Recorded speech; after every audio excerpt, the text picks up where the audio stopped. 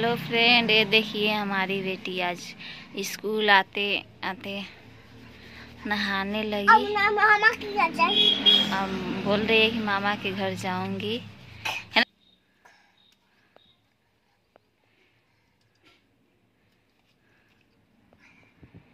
और दोस्तों हमारी बेटी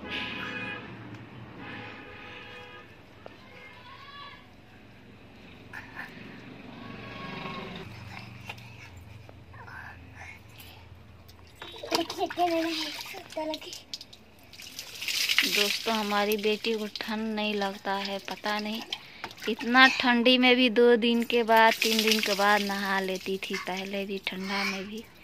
और इतना तेज से हवा चल रहा है फिर भी नहाएगी। देखिए कैसे नहा रही है, बहुत नहाती है दोस्तों।